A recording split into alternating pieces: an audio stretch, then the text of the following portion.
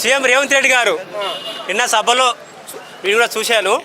Notification వద్దు అని ధర్నాలు చేస్తున్నారంట. నిరూపిస్తావా? అశోక్నగర్ వస్తావా, దిల్సుఖ్నగర్ వస్తావా, కోడంగల్ వస్తావా, మహబూబ్నగర్ వస్తావా? నిరూపిస్తావా? వచ్చి సభ నువ్వు పెట్టుకున్నామంటావా, నేను పెట్టుకోవాలా?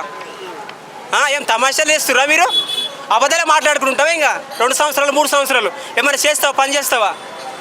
సీఎం రేవంత్ రెడ్డి గారు గుర్తుపెట్టుకోండి, మీరు నిన్న చెప్పిన సభలు అబద్ధమని నిరూపించడానికే ఇది ఒక లెటర్ రూపంలో మేము నిరుద్యోగులము రోడ్లు ఎక్కి నోటిఫికేషన్లు వద్దని ధర్నా చేయలేదు అయ్యా.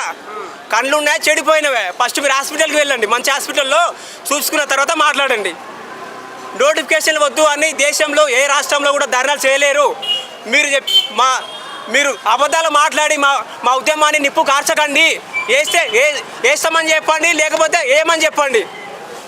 అంతేగాని మీరు అబద్ధాలు మాట్లాడితే తెలంగాణలో మరొక ఉద్యమం మేము పెద్ద ఎత్తున స్టార్ట్ చేస్తామని గుర్తుపెట్టుకోండి. మేము విడతల వారిగా జాబ్స్ వేస్తూ ఉన్నాం, కానీ వీళ్ళు బీజేపీ బీఆర్ఎస్ వాళ్ళ యొక్క మూడ్లో ఉన్నారు, వాళ్ళు చెప్పినట్లు ఆడుతున్నారు అనేది కాంగ్రెస్ అధికార ప్రతినిధులు.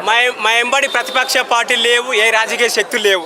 ఇంకొకసారి ఏ నాయకుడు కానీ మా ఎంబడి ప్రతిపక్ష పార్టీలు నడిపిస్తున్నాయంటే ఒక్కొక్కరిని చెప్పు తీసుకొని కొట్టకమవుతుంది, ఉరికిచ్చి కొట్టకమవుతుంది. ఎవరైనా ప్రతిపక్ష పార్టీలు నడిపిస్తున్నాయంటే నిరూపిస్తా. ప్రతిపక్ష పార్టీలు మమ్మల్ని ప్రచారం చేపిస్తున్నాయని మీరు నిరూపిస్తారా? రండి, తెలుసున్నారు, రండి, ప్రూఫ్ తీసుకొని రండి. ఏం తమాషాలు వేస్తురా? అధికారం పరిపాలించడం చేత కాకపోతే రాజీనామా చేయండి. మీరు ఎందుకు మీరు అబద్ధాలు మాట్లాడుకుంటా? మీరు ఇంతకు మాట అన్నారు విడతలవాది, కానీ మీరు వచ్చి కాంగ్రెస్ ప్రభుత్వం వచ్చి ఎన్ని సంవత్సరాలు అయిందన్న? కాంగ్రెస్ ప్రభుత్వం వచ్చి దాదాపు 3 సంవత్సరాలు అవుతుంది.